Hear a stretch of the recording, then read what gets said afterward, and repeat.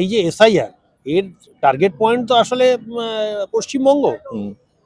Soil test করেছে ওরা বিহারে, যে আসল এসআইআর এর টার্গেট হচ্ছে বাংলা।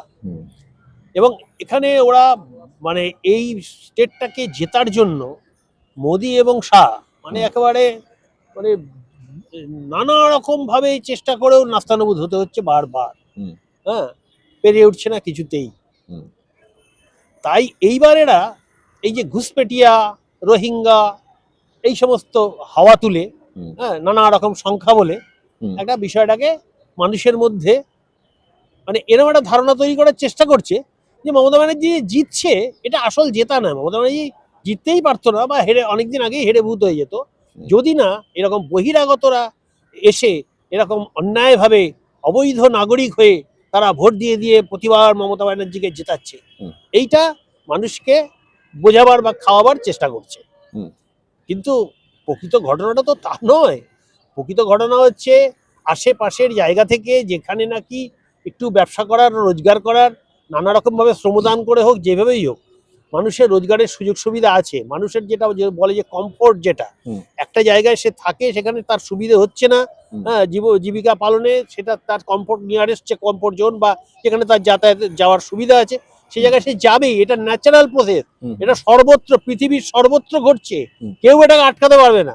আমেরিকা নানাভাবে পাঁচিল তুলবো, এই করবো, হ্যান্ড করবো, এই সমস্ত ফালতু কথাবার্তা বলে নানা রকম ভাবে সে তো মোদির গুরু, হ্যাঁ, সে তো মানে ওই ধরনের কথাবার্তা আরো বলে। যাই হোক, ওগুলো বাদ দাও। কিন্তু আসল ঘটনা হচ্ছে এসআইআর এর মূল উদ্দেশ্য হচ্ছে যে এইখানে তৃণমূলের সঙ্গে লাস্ট 24, যদিও 24-এ ওদের হচ্ছে ম্যাক্সিমাম ভোটটা পায়, হ্যাঁ, কারণ বিধানসভা থেকে লোকসভাতে ওরা একটু বেশি ভোট পায়। কারণ এটা সবাই জানে, সাধারণ মানুষ, যে মমতা ব্যানার্জি যদি 42টাও পায় তাহলে সে গিয়ে ওখানে সরকার করতে পারবে।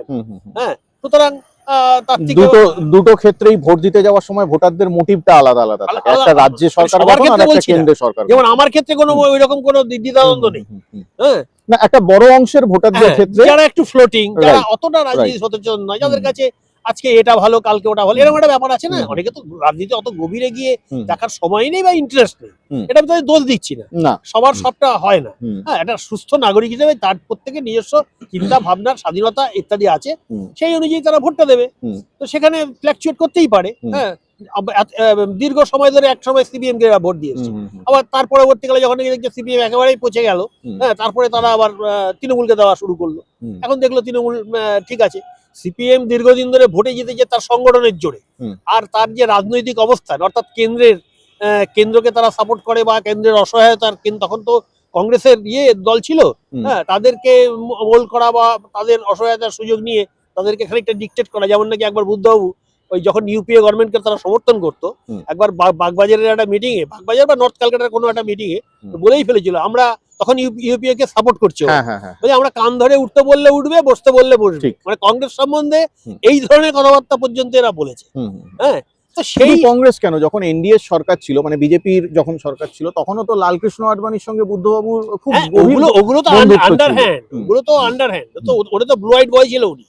হ্যাঁ, তো সেগুলো ছেড়ে দাও, এগুলো নিয়ে আলোচনা করে কোনো লাভ নেই। এখন বিষয়টা হচ্ছে যে এখানে আমি বলছি যে 42 লক্ষ তফাৎ ছিল 24-এর সাথে তৃণমূল এবং বিজেপির মধ্যে, 42 লক্ষের তফাৎ। তো ওদের টার্গেট হচ্ছে মোটামুটি 1 কোটি 1.5 কোটি এরকম একটা টার্গেট করে, যদি মানে 70-80 লাখ মতো একটা যায় তাহলে একটা কমফোর্টেবল জায়গায় থাকবে, যদি বাদ দিতে পারে। এবং ওদের এই ধান্দা নিয়েই তো করেছে। ওরা যে এই 56 লক্ষ এখনো পর্যন্ত বাদ পড়েছে, সেইটাকে ওরা এখন দেখাতে শুরু করেছে যে ওই যে 42 লক্ষর ব্যবধানটা রয়েছে, সেটা এই 56 লক্ষ থাকার কারণের জন্যই 42 লক্ষের ব্যবধানটা ছিল।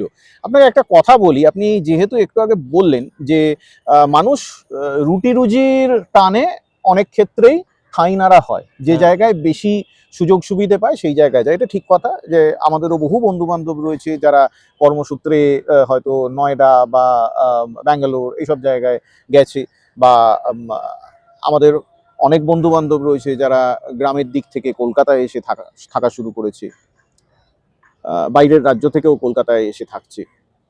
আপনি দেখে থাকবেন যে এই যে হালে যে এই ড্রাফট ভোটার লিস্টটা বেরোলো, সেই ড্রাফট ভোটার লিস্টও আপনি দেখুন যে শুরুতে বলা হলো কি না, মানে এসআইআর এর আগে বলা হলো কোটি কোটি রোহিঙ্গা, ম্যাক্সিমাম নাম্বারটা মনে হয় 3,80,00,000 এরকম কিছু একটা ছিল, সেটা 1.5 কোটি 1 কোটির মধ্যে ফ্লোট করছিল, এটা মোটামুটি স্ট্যাগনেন্ট ছিল যে জগন্নাথ 1 থেকে চট্টোপাধ্যায় বলে একজন হ্যাঁ, পাকা লোক আছেন, হ্যাঁ, হ্যাঁ। তিনি 3,70,80 3,70,00,000 হ্যাঁ। 3,70,00,000 মোটামুটি বিজেপির নেতাদের কাছে এটা আমরা একটা ফিগার পেয়েছিলাম, 1 থেকে 1.5 কোটি রোহিঙ্গা পশ্চিমবঙ্গে অবৈধভাবে থাকছে, এবং সেইটার জন্যই নাকি তৃণমূল এখানে জিতছে, তাদের ভোটেতেই জিতছে। কিন্তু দেখা গেল যে এসআইআর এর পর যে 65 লক্ষ নাম বাদ পড়লো, তার মধ্যে তো রোহিঙ্গা খুঁজে পাওয়া যাচ্ছে না, উল্টে দেখা যাচ্ছে এই কলকাতার মধ্যেই বলছি, শ্যামপুকুর বা জোড়াসাঁকো কেন্দ্র থেকে, বা আমরা আরেকটু যদি কলকাতা থেকে আউটস্কার্টসের দিকে যাই, বর্ধমানের সাইডে গিয়ে দেখা যাচ্ছে আসানসোল, ওদিকে রানীগঞ্জ, এসব কেন্দ্রে হাজারে হাজারে হিন্দিভাষী রোহিঙ্গা দেখতে পাওয়া যাচ্ছে। তো তার মানে এটা কি, যে তারা বিহার উত্তরপ্রদেশ থেকে এখানে এসেছে এবং তারা বিহার উত্তরপ্রদেশের বাসিন্দা, সেখানে তাদের ভোট রয়েছে, এখানে এসে তারা রুটি রুজির টানে এসেছে এবং এখানে এসেও তারা একটা ভোটার কার্ড তৈরি করে ফেলেছে। এবং দেখা গেছে ভোটিং প্যাটার্নে দেখতে পেয়েছি, গত লোকসভা নির্বাচনটার কথাই আপনি যেহেতু বললেন, 24-এর নির্বাচনের কথা, এই জায়গাগুলো থেকে, এই জোড়াসাঁকো বলুন, এই শ্যামপুকুর বলুন, এই সব জায়গাগুলো থেকে বিজেপি একটা ভালো ভোট পেয়েছে, মানে বিজেপি যে ভোট পার্সেন্টেজটা পেয়েছে, বা ওই যে আসানসোল, ওই সব জায়গায়, ওই বেল্টগুলোয় তো বিজেপির প্রচুর ভোট রয়েছে। তো আমার কাছে প্রশ্নটা এইটা, যে তাহলে সেই রোহিঙ্গাদের এই যে প্রোপাগান্ডাটা ছড়ানো হলো, রোহিঙ্গাদের নামে মানুষকে যে ভয় দেখানো হলো, এটা কেন হলো, এবং আজকে তারা গেল কোথায়? একটা জিনিস তুমি মাথায় রাখবে, যখনই নাকি এরা হেরে যায়, বিরোধী পক্ষ হেরে যায়, তখনই নানা রকম অভিযোগ তোলে, ঠিক মতো ভোট হয় না এখানে, হ্যাঁ, বিরোধীদের ভোট দেওয়া হয় না, তাদেরকে ভয় দেখানো হয়, হ্যাঁ, তারপরে এখানে বুথ ক্যাপচার করা হয়, মৃত লোক এসে বারে বারে ভোট দিয়ে যায়, হ্যান ত্যান, এই সমস্ত অভিযোগ আমরা শুনছি, বহুদিন ধরেই শুনছি। কিন্তু কখনোই এটা শুনিনি যে এই ঘুষপেটিয়া আর এদের জন্যই হ্যাঁ জিতে গেছে। আসলে এটা হচ্ছে একটা নতুন স্কিম, মানে ওইখানে ওই যে মানে শাহের যে অফিসে, ওখানে তো ফ্যাক্টরি চলছে, যে কোথায় কিভাবে ক্ষমতা দখল করা যায়। হ্যাঁ, পশ্চিমবঙ্গে এটা হচ্ছে না, এটা হলো না, সেটা হলো না, এইবার এসআইআর করো যত সীমান্তবর্তী এলাকায়, হ্যাঁ, মানে যত মুসলিম ভোট আছে সেখান থেকে একটা ম্যাক্সিমাম লোককে উৎখাত করো, নাম কেটে দাও। এটা তো ওরা শুরুতে তো এসআইআর এর আগে তো বলেই ছিল যে এই এসআইআরটা হচ্ছে মুসলমান পাড়াগুলো নাকি একেবারে হাহাকার পড়ে যাবে মুসলমান পাড়ায়। ওদের একজন সাংসদ ওই বিহারের কি যেন নিশিকান্ত দুবে, সেই নিশিকান্ত দুবে তো রীতিমতো বলেই দিয়েছিল যে মালদা, মুর্শিদাবাদ, এইসব জায়গায় নাকি এত পরিমাণে বাংলাদেশি ঢুকে গেছে যে সেই জেলাগুলো নাকি দুদিন পরে বাংলাদেশের সঙ্গে যুক্ত হয়ে যাবে, এরকম একটা অবস্থা। কিন্তু দেখা গেল যে এই এসআইআর এর ফলে মুসলিমদের সেই অর্থে খুব একটা নাম বাদ পড়েনি। যাদের নাম বাদ পড়েছে তারা প্রধানত ওই মৃত ভোটার বা বিবাহ সূত্রে তারা অন্য জায়গায় চলে গেছে। ডবল এন্ট্রিরও কিছু কিছু রয়েছে, খুব সামান্যই, সর্বত্র সব জায়গায় সর্বদা একদম একদম একদম। কিন্তু নিখুঁত একদম 100% করতে পারে না, প্রতি বছরই এই জিনিসটা হয়ে থাকে। কারণ ধরুন কেউ একজন মারা গেল, সঙ্গে সঙ্গেই তো ভোটার লিস্টে তার নামটা উঠবে না, সেই বছরের যখন ভোটার লিস্টের নাম পরিবর্তনের বা ভোটার লিস্ট সংশোধনের যখন সময় আসবে, সেই সময় গিয়ে সেগুলো সংশোধিত হবে।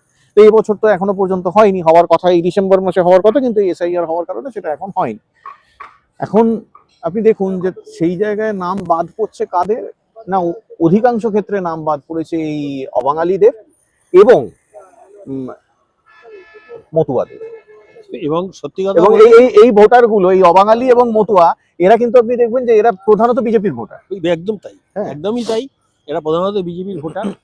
আমি বলবো না যে যারা বিহারি উত্তরপ্রদেশ থেকে এখানে থাকে তারা একেবারে 100% সব দেয়, তা বলবো না, সেটা এক্সেপশনাল আছে, কিন্তু মেজরিটি টেন্ড হচ্ছে, যেহেতু এখন তো মুসলিমদের মধ্যেও অনেকে বিজেপি সাপোর্টার হয়ে গেছে, বিজেপি রাষ্ট্রবাদী মুসলমান, অবাঙালি প্রধান দল এটা, তো তারা মনে করে এইটা আমাদের কাছের দল।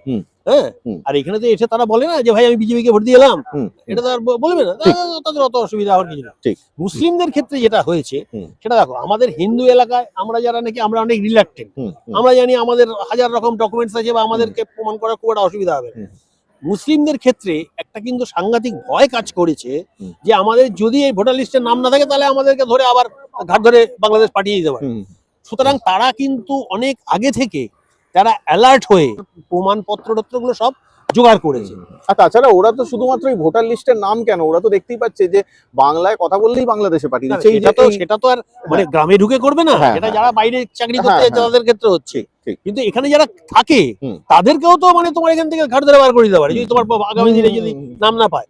ঠিক। সেই ভয়টা তো তাদের মধ্যে সাংঘাতিকভাবে একদম কাজ একদম করছে। একদম একদম সেইখান থেকে তারা নিজেদের স্বার্থেই হুম। হ্যাঁ তারা এই সমস্ত যাতে কোনোভাবেই নামটা বাদ না যায় হুম। তার জন্য যত রকম মানে সিকিউরিটি মেজার নেওয়া বা যাই যে প্রিকশন নেওয়া হুম। সবটা তারা কিন্তু আগে থেকেই করেছে। তার ফলে তাদের নাম খুব একটা বেশি বাদ যায়নি। হুম, হুম। তাছাড়া দেখো এইখানে এই এত কিছু বিএলও টিএলও দিয়ে আমাদের শহরাঞ্চলে আমার বাড়িতে যে মেয়েটি রান্না করে হুম। তার মানে তার নাম আছে, তার দুই ছেলের নাম আছে, তার স্বামীর নাম নেই, তার মা আর শাশুড়ির নাম নেই, বাদ চলে গেল। বলে আমরা একই ফর্ম একই ইয়ে সব করলাম, বাদ দিল।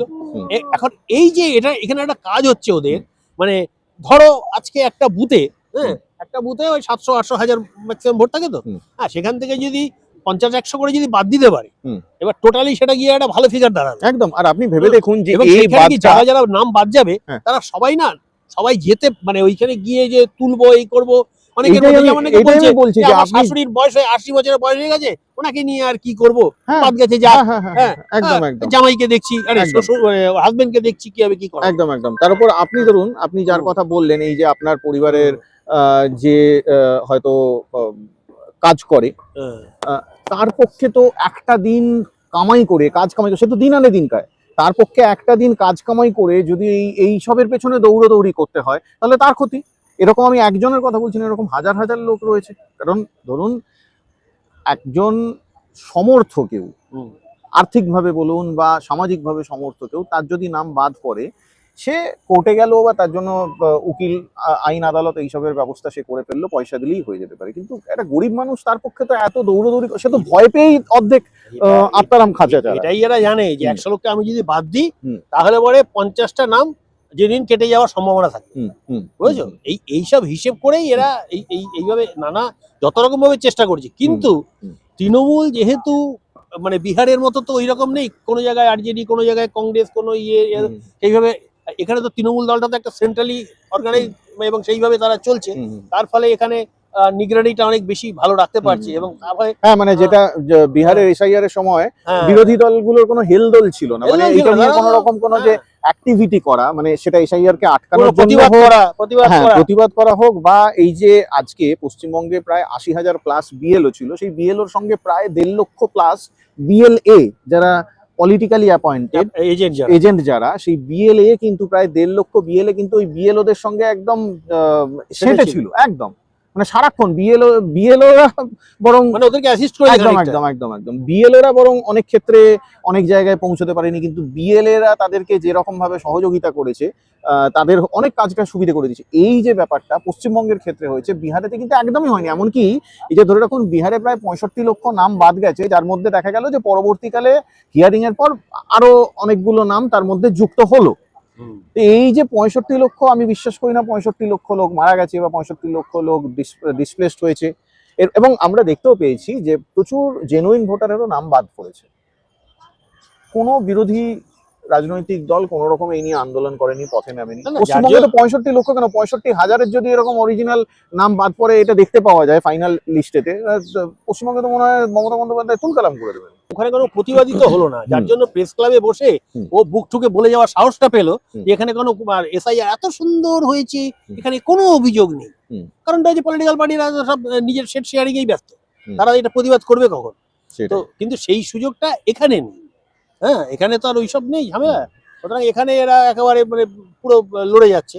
হ্যাঁ, তার ফলে এখন দেখা যাক শেষ পর্যন্ত কি করে। তো কিন্তু তবু আমি আশ্বস্ত না, কারণটা হচ্ছে যে ফাইনাল লিস্টটা যখন বেরোবে, হ্যাঁ সেটা তো মানে তার ইয়ে থেকেই বেরোবে, মানে তার কি বল তার দপ্তর থেকে, সেখানে তিনি কি হিসেব করে অমিত শাহ তাকে কত লোক বাদ দিতে বলবে।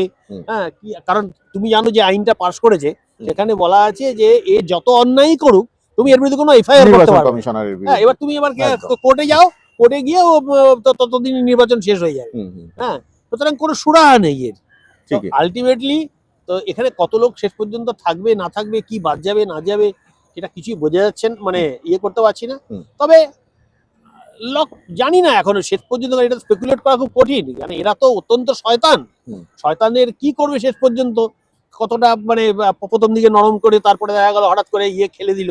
হ্যাঁ, আর জানে যদি বেশি গন্ডগোল করে, যেটা আমার একটা ভিতরে সন্দেহ আছে, সেটা হচ্ছে যে এই যে যদি উল্টো পাল্টা এই সমস্ত নামবাদ এই সমস্ত বিরুদ্ধে প্রতিবাদ শুরু হয়, এবং সেটা যদি একটা বড় আকার ধারণ করে, তারপরে সেই প্রতিবাদকে সুযোগটা নিয়ে এরা এটাকে টেনে টেনে নিয়ে গিয়ে তারপরে যখন, কারণ তোমাকে তো মে মাসে যদি আবার আবার নতুন করে শপথ নিতে হয়, তাহলে মে মাসের মানে যথেষ্ট আগে তাকে ভোট সমস্ত কমপ্লিট করতে হবে। তা ভোট প্রক্রিয়া শেষ করতে গেলে, আর আমাদের এখানে তো আবার কত দফা হবে তার ঠিক নেই, গতবার 7 দফা না 8 দফা হয়েছে, এবার কি 10 দফা করবে কিনা কে জানে। হ্যাঁ, সেগুলো আমরা জানি না, সুতরাং সেগুলো করতে টাইম লাগবে তো। এবং সেই নির্বাচন প্রক্রিয়া শুরু হওয়ার আগে আবার তার নোটিশ দেওয়া, তার কি নির্বাচনী বিধি চালু হওয়া, এই সমস্ত প্রক্রিয়াগুলো আছে, তার জন্য সময় আছে, সময় দিতে হবে। সুতরাং যদি দেখা যায় যে তার মধ্যে এইটাকে গন্ডগোলটাকে টেনে নিয়ে যেতে বলে ভোট স্থগিত করে দিল, হ্যাঁ, এই অবস্থায় এখানে ভোট করা যাবে না, কারণ আর হাতে সময় নেই, হ্যাঁ, আমি ভোট স্থগিত করে দিলাম। এবার ভোট যদি একবার স্থগিত হয়ে যায়, হ্যাঁ, রাষ্ট্রপতি শাসন অটোমেটিকলি হবে, কারণ ওই যেদিন নাকি উনি শপথ নিয়েছিলেন 5 বছর আগে, ওই দিনটা যেই মানে পার হয়ে যাবে, অটোমেটিক ইয়ে হয়ে যাবে। এটা আমার ভয়, এটা যদি অন্য কারো মুখ থেকে আমি এখন পর্যন্ত শুনিনি, হ্যাঁ, বা কেউ বলছে না অত সাহস পাবে না, এত সাহস পাবে, এই সমস্ত কথা এখন, কিন্তু আমি এদের একটুও বিশ্বাস করি না।